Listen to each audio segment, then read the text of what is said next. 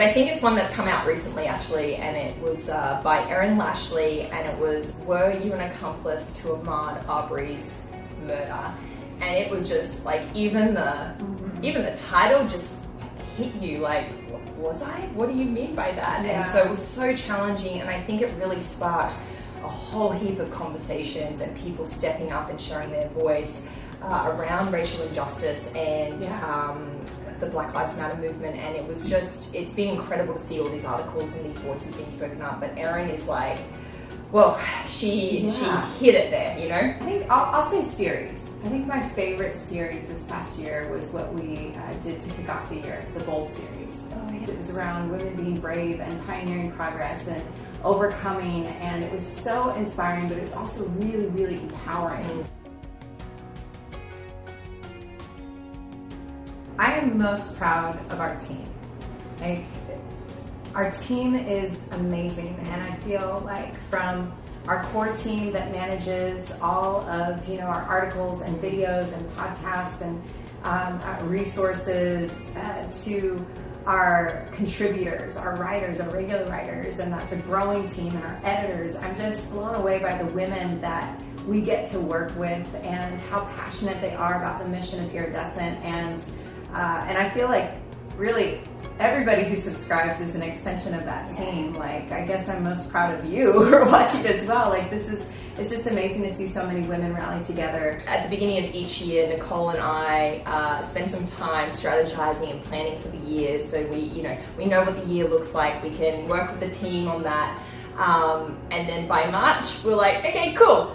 All that's gone because the world is real different. There's a pandemic, right? Like, what do we do? Even before we started reaching out, people were reaching out to us. Like, you guys were reaching out to us going, hey, I have a story to tell. I want to share this experience that I'm going through because I'm sure other people are experiencing that as well. Mm-hmm. And so it was so amazing to see that we were able to pivot really quickly with the articles and the advice and the experiences that people were having, because people like you were like writing into us, and then we were able to share those experiences. Easy one for me to answer. I became a mum this past year, and it's been amazing, but it's been incredibly challenging to figure out exactly how to balance my time, how to be a good partner to you and take on things, how to support the community and be a part of it still, but still be really present for my daughters. And I think that it's been super challenging, but also like way more rewarding than I've ever could have imagined. I would have to say it would be just the events this year. They've been so, nobody expected the things that have happened, from the pandemic to the racial injustice and inequality that's being exposed, and during this time there's just been a number of things that none of us knew going into 2020, and especially leading a digital media company for women.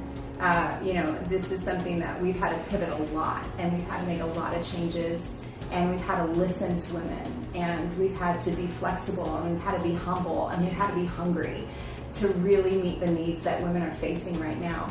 And so it's been incredibly challenging sometimes because we felt a bit in over our heads, which I'm sure everybody has this year, but it's also been this really rewarding, phenomenal experience as well.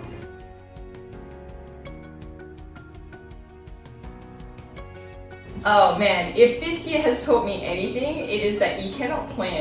Like, I don't know what's next. I don't know what's happening. I'm most excited about that. I'm most excited about what's the unexpected, I guess. Right.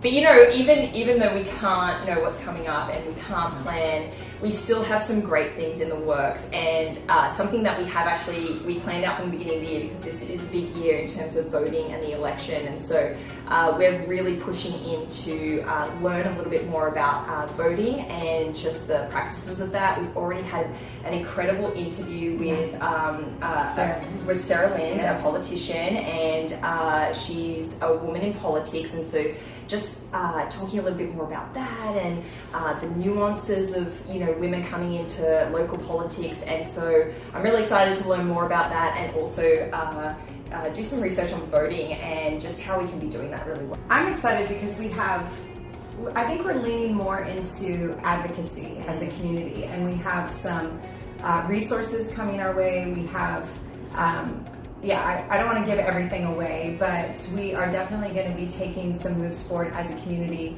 and not just having conversations around justice and advocacy, which is brilliant and important. I think, conversations spark change, but then taking that next step as a community and engaging and bringing local change, engaging in conversations with our friends and our workers, and really beginning to make a difference in some tangible ways. So I'm excited about that.